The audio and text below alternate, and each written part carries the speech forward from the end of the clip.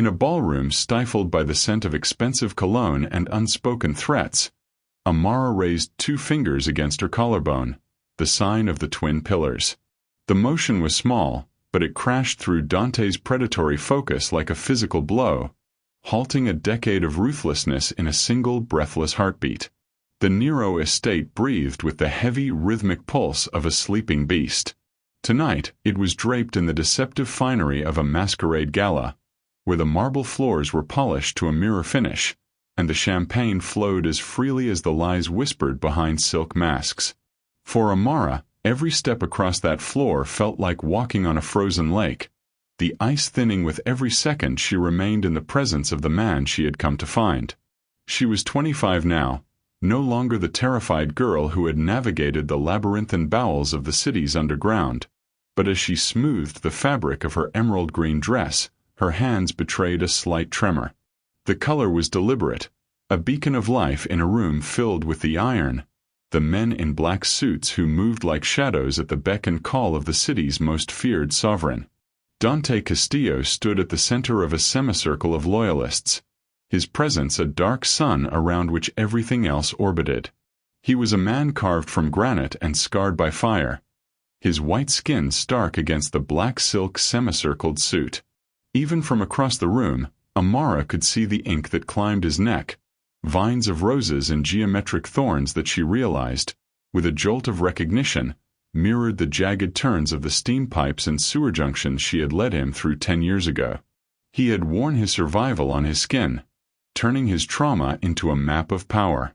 He was currently focused on a trembling man in a gray suit, Julian, the whistleblower who held the key to her father's whereabouts. Julian was being crowded toward a set of heavy oak doors by Dante's enforcers. It was a silent execution in progress, a removal of a nuisance that the rest of the high society guests were conditioned to ignore. Amara knew she had seconds. If Julian passed through those doors, he was a dead man, and her father's last hope would vanish with him. She moved, weaving through the clusters of socialites, her heels clicking a frantic rhythm against the marble. The iron sensed her approach. 2 of them shifted their weight, their hands moving toward the concealed holsters beneath their jackets. Dante didn't look up at first. He was leaning in close to Julian, his voice a low, gravelly hum that likely sounded like a death sentence. The air around him seemed to thicken with the scent of sandalwood and something sharp, like ozone before a storm. She stopped exactly 6 feet away. The enforcers stepped in her path, their faces masks of professional indifference, but Amara didn't look at them. She waited until Dante's cold, steel-gray eyes flickered toward the intrusion. He looked annoyed, his lip curling slightly at the interruption of his grim business. He saw a beautiful black woman in a striking green dress, an outsider to his inner sanctum, and he prepared to dismiss her with a wave of his hand. That was when she raised her hand. She didn't speak. She didn't scream. She simply pressed 2 fingers, the index and the middle, firmly against the hollow of her throat, right over the pulse point where she had once felt his heart racing in the dark. It was the sign of the twin pillars. It was a code of the archivists, a silent plea for safe passage guaranteed by a blood debt. The effect was instantaneous. Dante's entire body went rigid. The hand he had raised to signal his men froze in midair. The world around them seemed to fall away. The music of the string quartet became a dull roar, and the chatter of the guests faded into static. His gaze locked onto her fingers, then snapped up to her eyes with a ferocity that made her lungs seize. For a decade, he had been the lion of the city, a man who feared nothing and remembered everyone he had stepped over to reach the throne. But in that gesture, he wasn't the boss.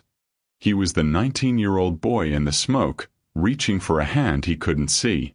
"Stop," Dante commanded. His voice wasn't loud, but it carried a weight that vibrated through the floorboards. His men hesitated, their confusion evident. They had Julian by the arms, the doors were open, and the order had been clear. "Boss," one of them ventured, his grip tightening on the whistleblower's sleeve.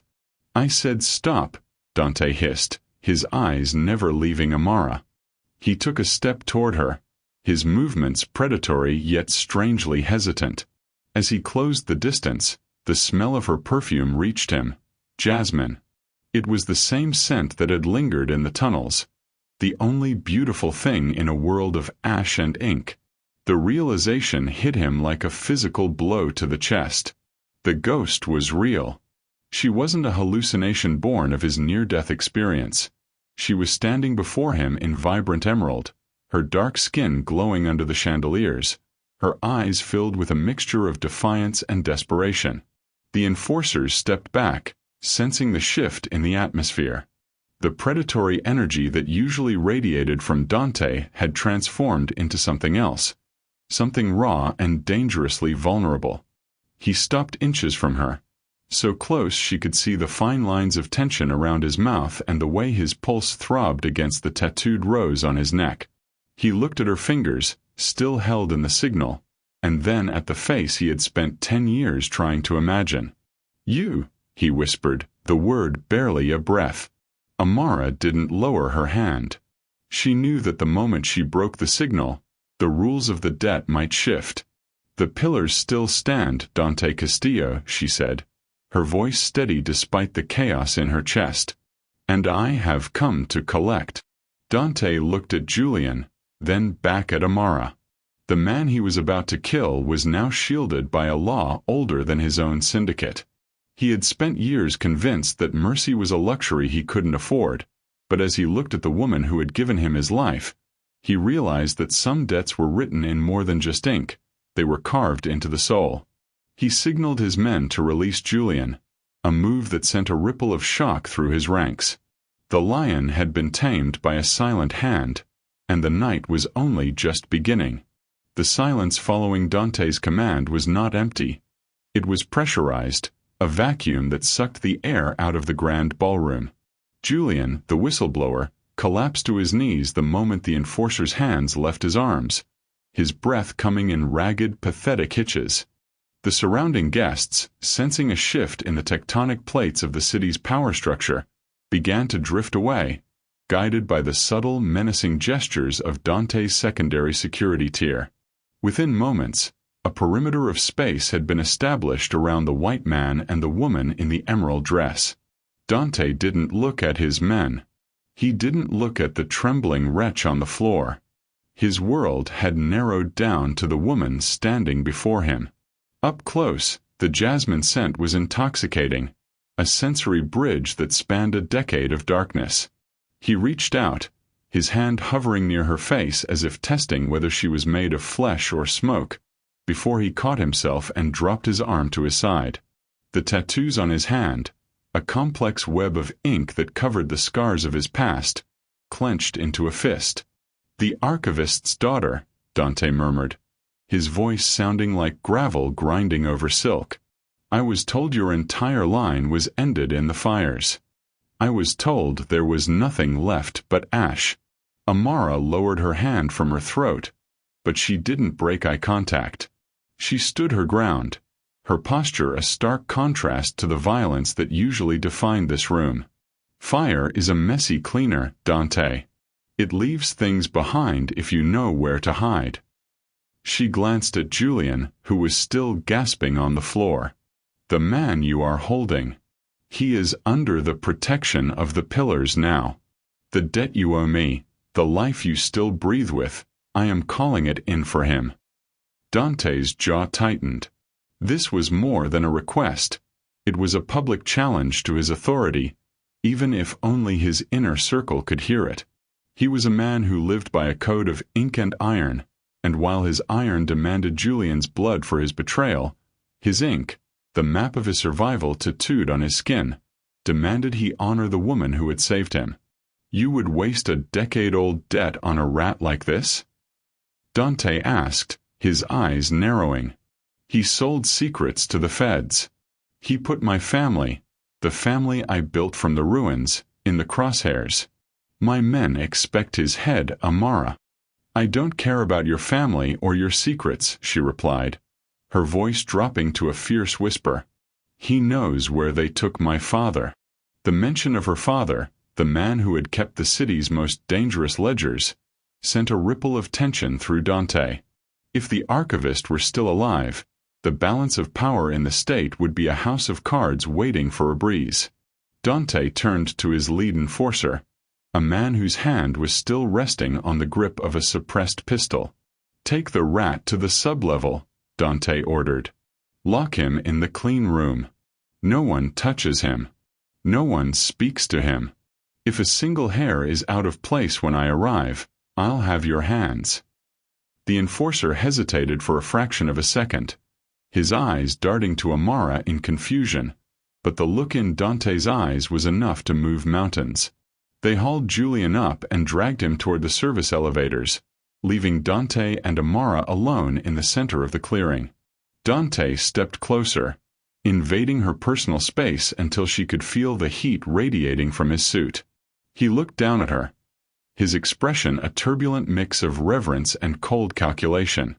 "You've broken the seal, Amara. You walked into my house and stopped my hand in front of my soldiers. You know what that means, don't you?" "It means you're going to help me," she said, though her heart was hammering against her ribs like a trapped bird. "It means you are no longer a ghost," he corrected, his voice dropping to a dangerous register. "The moment you used that signal, you became the most valuable piece on the board. My enemies will want you for what you know. My allies will want you for what you can find. You saved my life once, and now I have to keep you from losing yours." He reached out again, and this time he didn't stop. His thumb brushed against the emerald silk at her shoulder, his eyes tracing the line of her neck where her pulse was finally beginning to slow. "Why now? Why wait 10 years to find me?" Amara looked at the rose tattooed on his neck, the petals twisting around the jagged lines that represented the very tunnel she had memorized as a child. "I didn't want to find the man you became, Dante. I only wanted to remember the boy who didn't want to die. But they took him.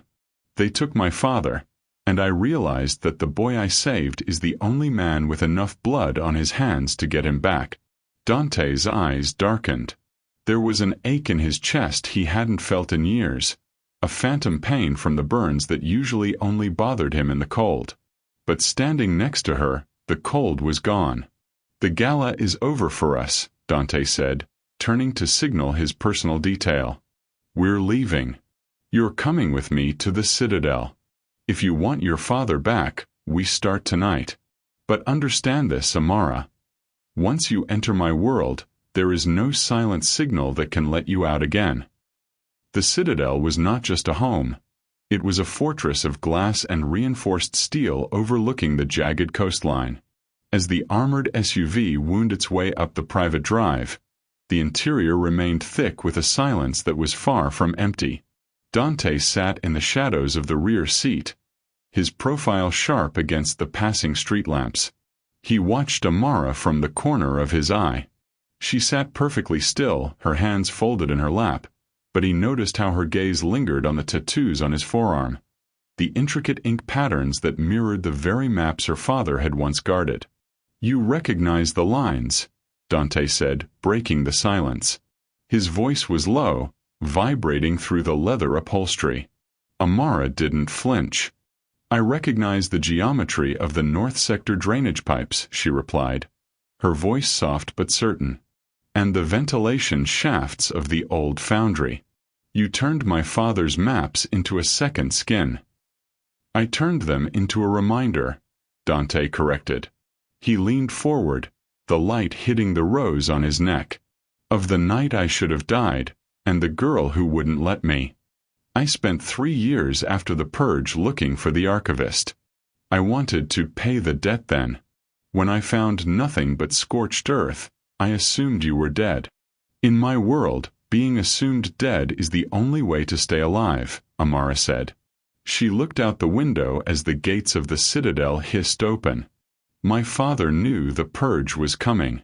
He sent me into the tunnels because he knew the iron wouldn't look for a child in the dark. He stayed behind to bury the ledgers. I haven't seen him since that night." The vehicle came to a halt in the underground garage. Dante stepped out and held the door for her, a gesture of old-world chivalry that seemed jarring coming from a man who had just been moments away from an execution. He led her through a private elevator into a sprawling command center. Screens lined the walls, flickering with data streams and surveillance feeds from across the state.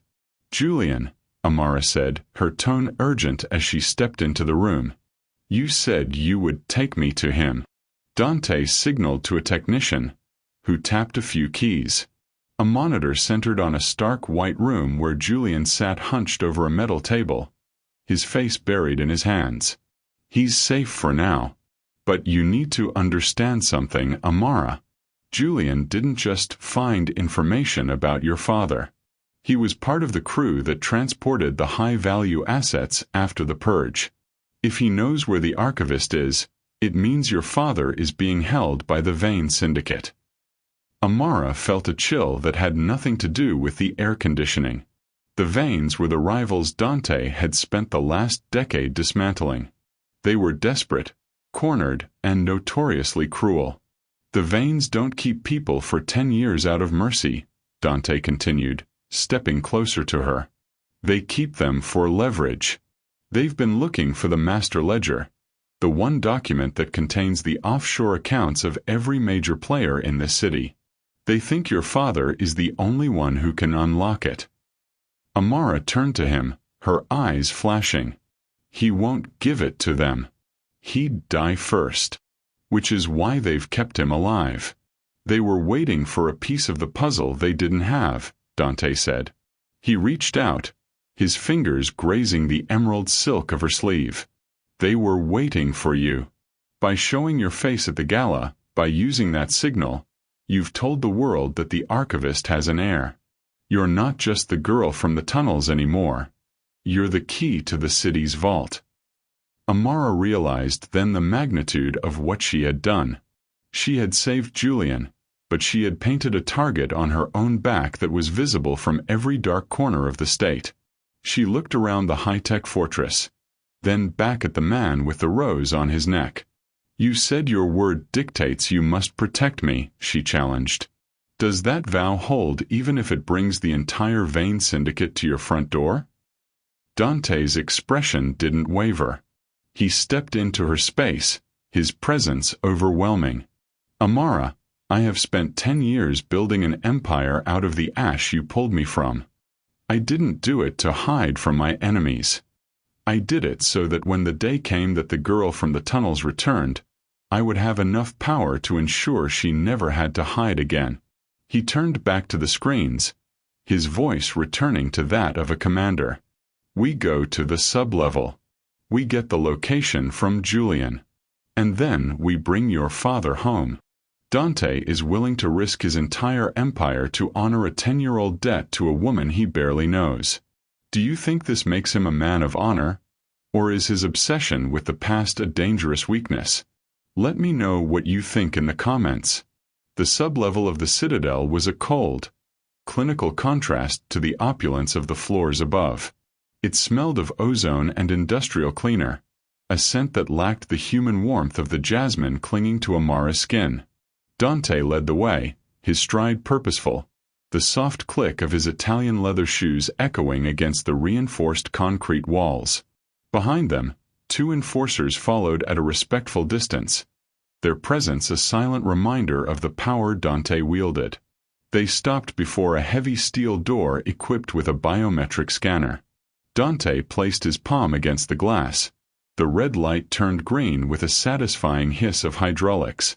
Inside, Julian looked smaller than he had in the ballroom. Stripped of his expensive blazer and his bravado, he was just a middle-aged man caught between 2 monsters. He sat at the center of the room, blinking rapidly as the harsh overhead lights flooded his vision. When he saw Dante, he visibly recoiled, but when his eyes landed on Amara, a flicker of something, guilt or perhaps recognition, crossed his features. "You saved me," Julian rasped, his voice cracking. He looked at Amara, then at Dante. "I saw what you did. I've never seen the lions stop for anyone." Don't thank me yet, Amara said, stepping forward until she was just outside the man's reach. You're alive because I believe you know where my father is. If you lie to me, if you lead us into a trap, I won't be able to stop what happens next. Dante leaned against the wall, crossing his arms. The rose on his neck seemed to darken in the dim light of the interrogation room. The Vane Syndicate, Dante prompted. His tone conversational but laced with ice. We know they're holding the archivist. What we don't know is the coordinates of the black site they've been using since the purge. You were on the transport detail, Julian. Give me a reason to let you keep your tongue. Julian swallowed hard, his Adam's apple bobbing.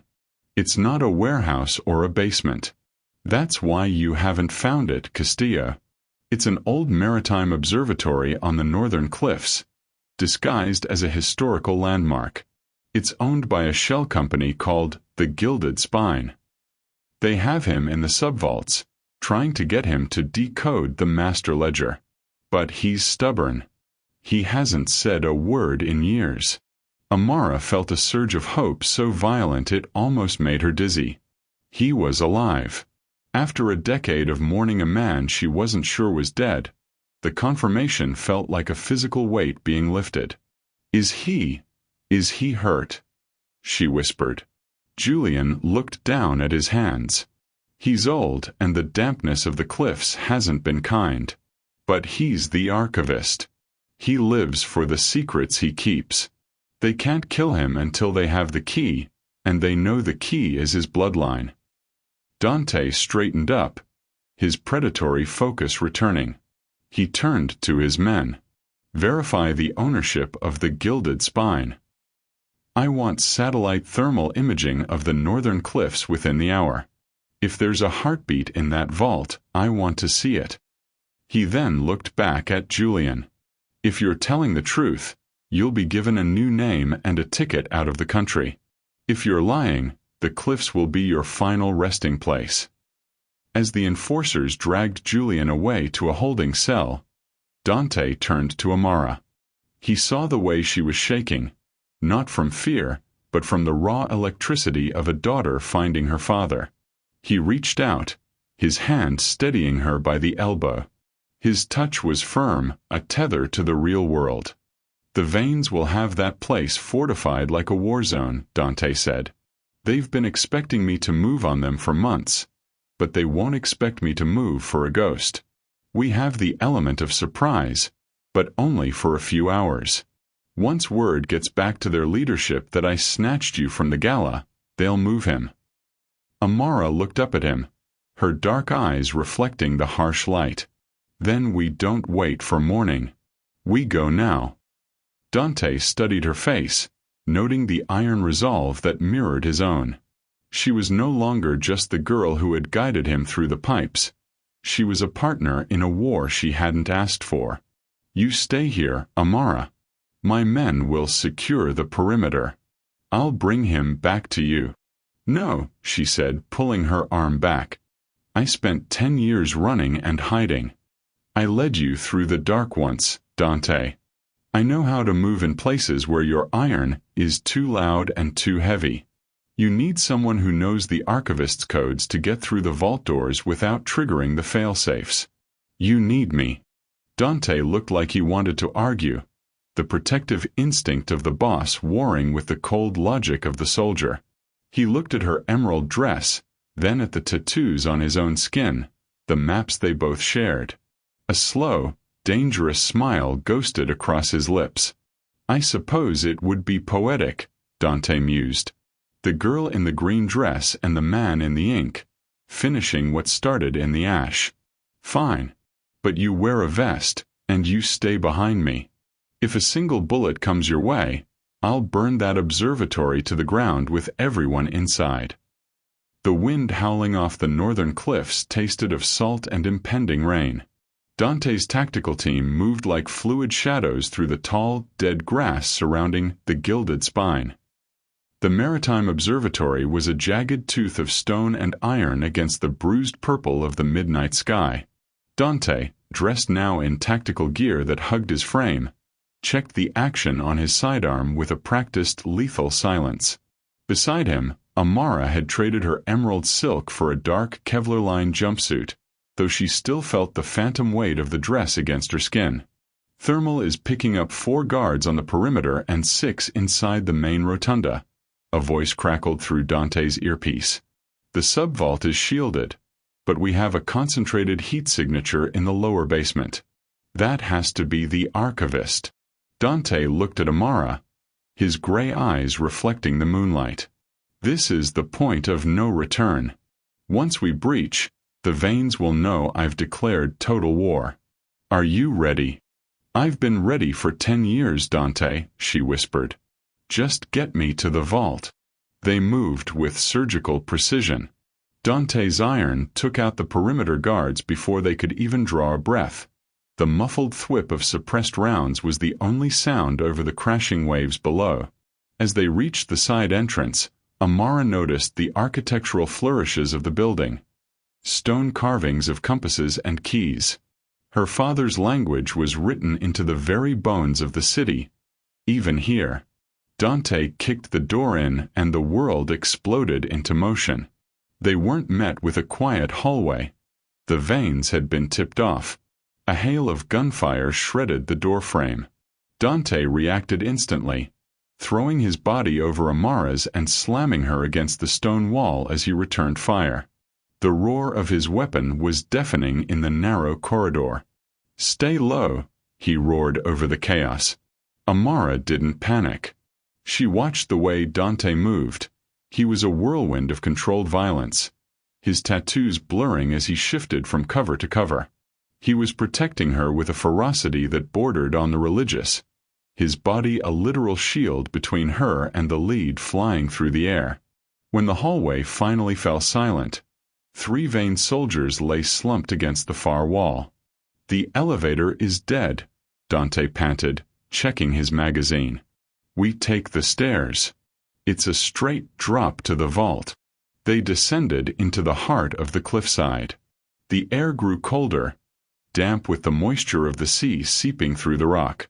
At the bottom of the stairwell sat a massive circular door of reinforced steel. There were no keyholes, no handles. Only a touch-sensitive panel that glowed with an amber light. "It's a biometric sequence," Dante growled, stepping aside to let Amara approach. "My tech guys said the failsafe would trigger a self-destruct if we tried to blast it." Amara stepped up to the panel. She didn't look at the electronics. She looked at the frame of the door. Hidden in the scrollwork of the iron hinges were 2 small indentations. She realized they were placed exactly where a person's fingers would rest if they were making a specific gesture. "The twin pillars," she breathed. She placed her index and middle fingers into the grooves and applied a rhythmic pressure. 3 short taps, 1 long.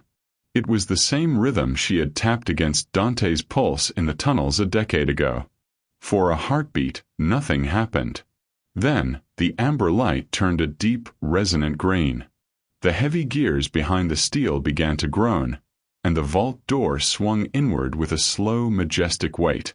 The room inside was small and smelled of old paper and medicinal herbs. In the center, sitting in a threadbare armchair beneath a single flickering bulb, was a man whose hair had turned the color of winter frost. He looked up, his eyes milky with age but sharp with intelligence. "Amara," the old man croaked, his voice a ghost of the one she remembered. "Father," she sobbed, rushing past Dante. As she fell to her knees at her father's feet, Dante stood in the doorway, his weapon lowered. He watched the reunion with an uncharacteristically soft expression. He had spent 10 years believing that the only thing he could build was a monument to death, but watching Amara hold her father, he realized he had finally paid the debt in full. He had brought life back from the ashes. However, the moment was shattered by a cold metallic voice echoing through the vault's intercom. How touching! The lion and the archivist, reunited at last. It's a shame the building is rigged to slide into the ocean in exactly 90 seconds.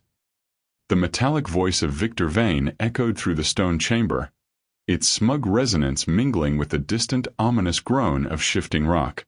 Dante's head snapped toward the ceiling, his instincts immediately shifting from protector to predator. He knew the Vanes were desperate, but he hadn't expected them to scuttle their own stronghold just to bury him. 90 seconds, Dante repeated, his voice tight. He stepped into the vault, his hand finding the grip of Amara's shoulder. Amara, we have to move. Now. Amara's father, the archivist, gripped his daughter's hands with surprising strength. His frame was frail, but his mind remained a fortress. The ledgers, he wheezed, his eyes darting to a loose stone in the floor beneath his chair. Amara, I didn't hold out for 10 years for them to end up at the bottom of the Atlantic. The city's truth is in that stone. Forget the ledgers. Dante roared, the sound of a distant explosion vibrating through the soles of his boots. The building groaned, a sickening tilt beginning to manifest as the cliffside foundation began to crumble under the weight of the preset demolition charges. We have a minute left to get back to the surface before the stairwell collapses. Amara looked from the floor to Dante. She knew her father. If they left without the records, he would consider his survival a failure. She scrambled to the floor, her fingernails digging into the grout of the loose stone. With a grunt of effort, she pried the heavy slab loose, revealing a leather-bound book wrapped in oilcloth. I have it, she panted, shoving the book into the front of her tactical jumpsuit. Dante didn't wait. He scooped the archivist up in his arms as if the man weighed no more than a child. The old man gasped, but he didn't protest. Hold on to my neck, Dante commanded. He looked at Amara, his gray eyes blazing with a desperate, focused light. Stay on my heels. Do not stop for anything. If the ceiling starts to come down, you dive forward. They burst out of the vault just as the first major tremor hit. The hallway they had entered through was already beginning to buckle, the reinforced steel beams twisting like straw. Dust and debris choked the air, turning the beams of their flashlights into thick, opaque pillars of white light. Behind them, the sounds of the ocean rushing into the lower levels grew louder, a predatory roar of salt and cold. The stairs are blocked. Amara shouted, her flashlight illuminating a mountain of rubble where the stairwell had been. Dante skidded to a halt, the archivist still clutched to his chest. He looked at the walls, his mind racing through the maps etched into his own skin. He closed his eyes for a fraction of a second, visualizing the rose on his neck and the jagged lines that spiraled around it. The tattoos weren't just a memorial. They were a blueprint. The ventilation shaft, Dante directed, pointing to a heavy iron grate high on the wall. It leads to the old lighthouse chimney. It's vertical, but it's anchored into the bedrock, not the cliff face. It's the only part of this place that won't slide. He set the archivist down for a moment, his fingers flying across the grate's locking mechanism. With a violent wrench of his shoulders, he tore the iron cover from the wall. Amara, go. Climb. There are service rungs every 2 feet. Amara scrambled into the dark, narrow pipe, her muscles screaming as she pulled herself upward. She could hear Dante right behind her, his heavy breathing and the metallic clinking of his gear echoing in the confined space. The building beneath them gave a final, sickening lurch. A sound like 1,000 panes of glass shattering filled the air as the Maritime Observatory finally lost its battle with gravity, sliding off the cliff and into the churning surf below. For a terrifying moment, the ventilation shaft vibrated so violently that Amara nearly lost her grip. She screamed as a cloud of soot and old dust billowed up from the collapse, threatening to suffocate her. Keep going. Dante's voice came from below, muffled but steady. Don't look back, Amara. Keep climbing. She pushed through the exhaustion, her hands raw and bleeding from the rusted iron rungs. Finally, her head poked out into the cool night air. She crawled onto the jagged rocks of the upper cliff, gasping for breath, the salt spray stinging her eyes. She turned back immediately, reaching her hand down into the hole. Dante appeared, his face streaked with sweat and soot. He hoisted the archivist up first, passing the old man into Amara's waiting arms. Then, he hauled himself out, collapsing onto the wet grass just as the ground where the observatory had stood vanished into the foam. They sat there in the rain, three ghosts huddled on the edge of the world. Below them, the ocean swallowed the last remnants of the vain secret history. Dante sat up, his chest heaving, and looked at Amara. The emerald dress was gone, replaced by grime and blood, but to him, she had never looked more like the girl who had saved him. "We're out," she whispered, clutching the oilcloth-wrapped ledger to her chest. Dante looked at her, then at the archivist, then back at the city lights twinkling in the distance. "We're out of the building," he said, his voice dropping to a dark, solemn tone. "But Victor Vane is still breathing, and he just tried to kill the woman I owe my life to. The debt is paid, Amara. Now the war begins." The aftermath of the cliffside collapse left a jagged hole in the city's power structure, and Dante Castillo intended to fill it with fire. They retreated to a secondary safe house, a luxury penthouse in the heart of the city that felt more like a bunker than a residence.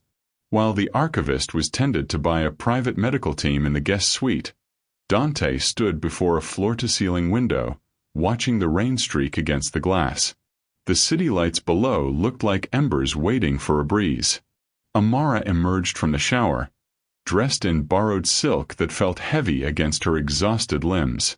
She found Dante in the darkened living room, his tactical gear replaced by a simple black shirt that was unbuttoned at the collar, revealing the base of the rose tattoo on his neck.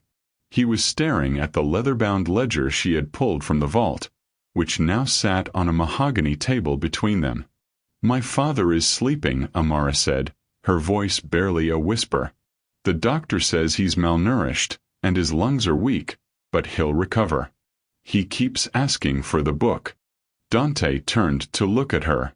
The predatory intensity that usually defined him was tempered by something softer, a look of profound relief.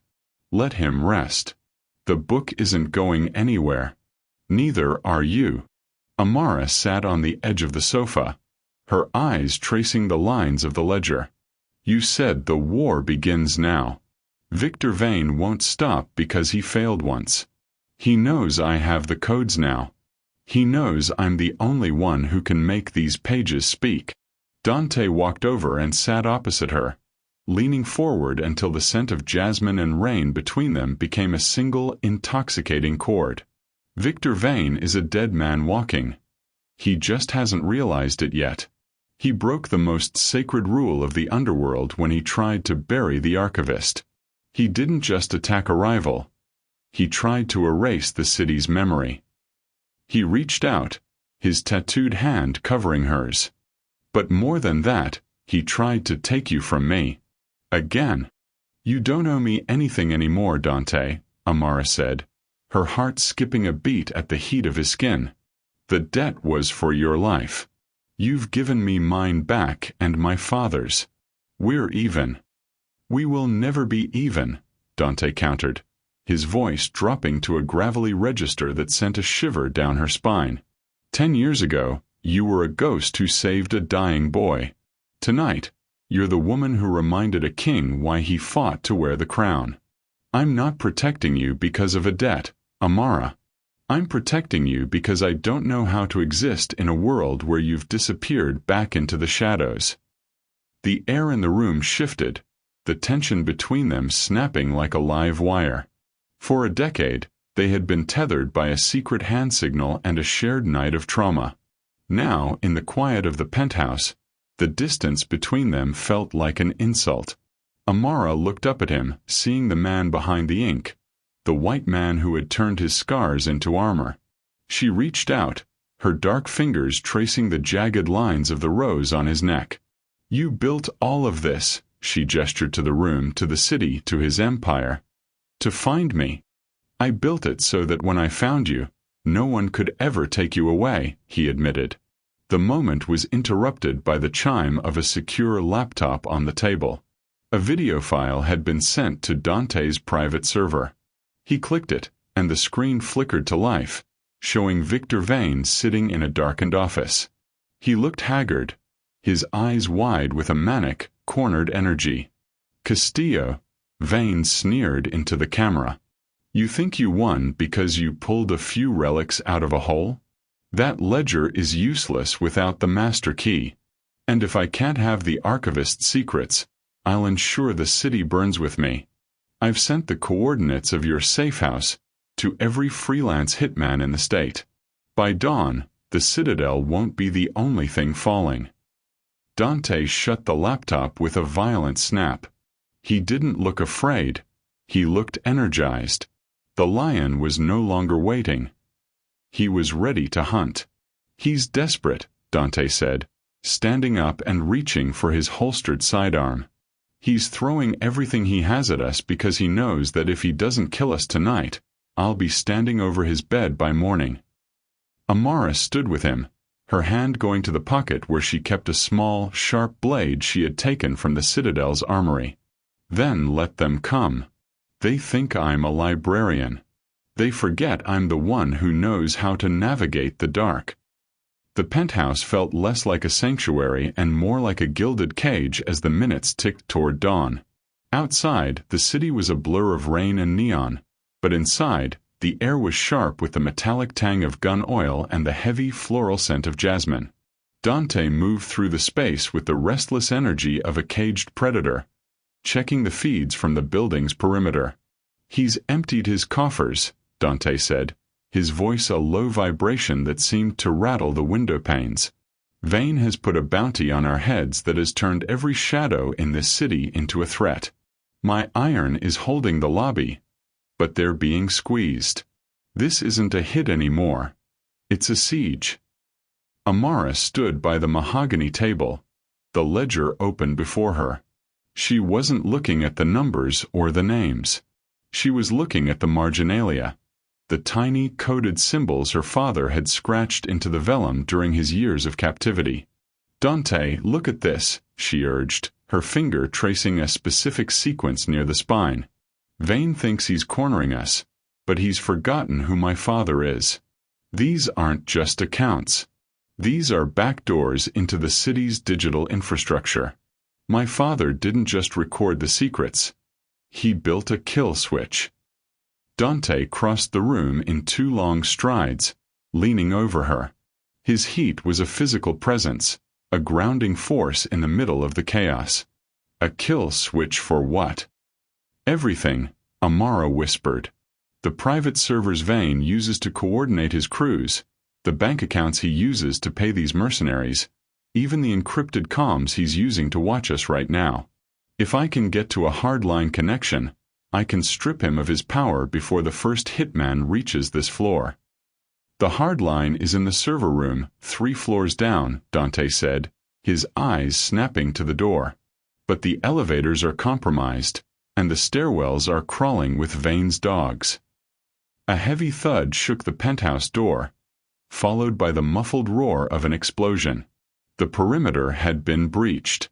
Dante reacted instantly, grabbing Amara by the waist and pulling her behind the marble kitchen island just as a hail of gunfire shattered the floor-to-ceiling windows.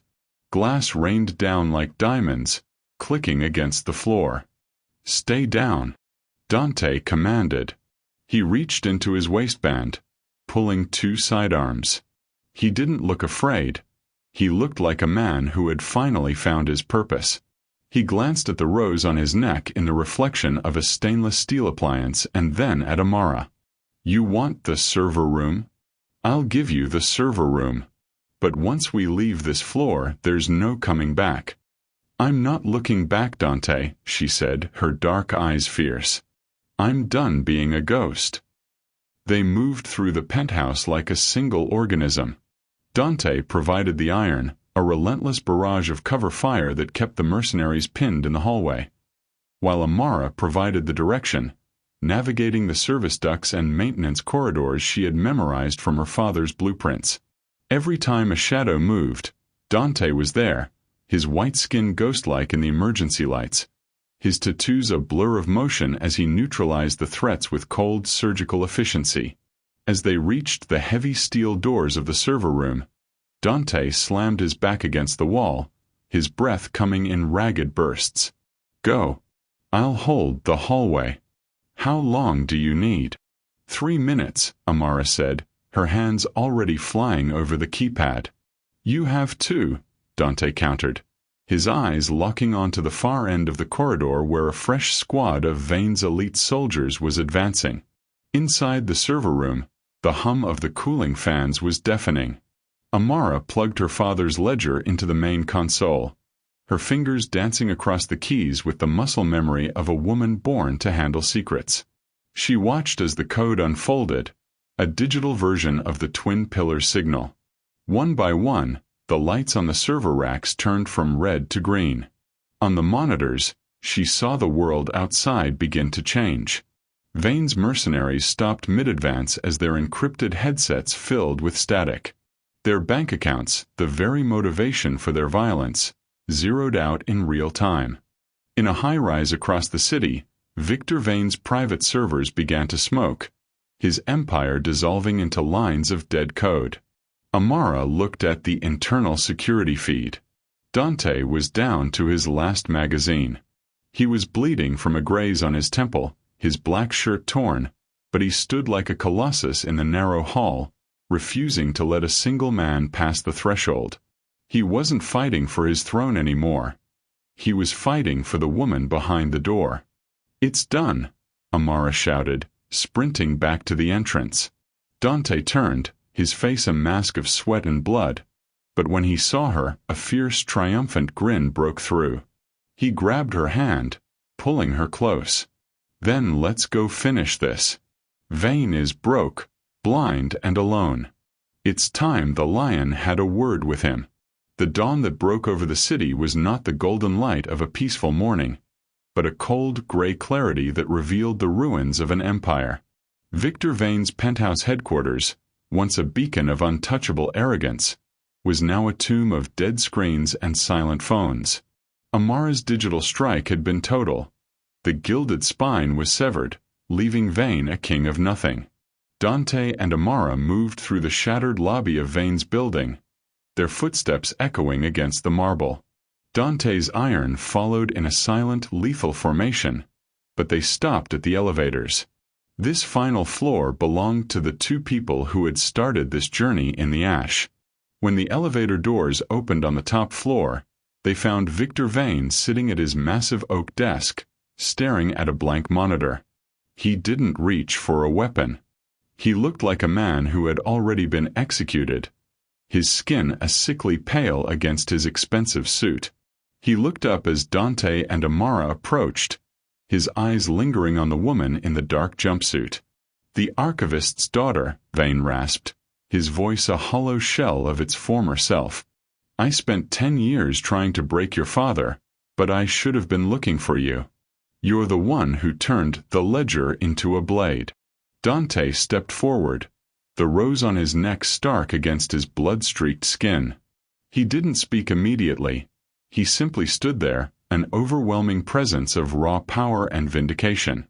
He placed his hand on the desk, his tattooed fingers splayed near Vane's shaking hands. "You tried to bury the only thing that kept me human, Victor," Dante said, his voice a low, terrifying rumble. "You thought you could destroy the past, but the past just walked through your front door." Amara stood beside Dante, her gaze steady. She wasn't filled with the frantic rage she had expected. Instead, she felt a profound sense of closure. She reached into her pocket and pulled out a small handwritten note her father had given her before they left the safe house, a final entry for the city's records. She placed it on the desk. "The archivist sends his regards," she said quietly. "He wanted you to know that the secrets are no longer yours to keep. The truth has been decentralized. By noon, Every illegal transaction you've ever authorized will be in the hands of the authorities you used to pay off. Vane let out a pathetic, wheezing laugh. Then we all go down.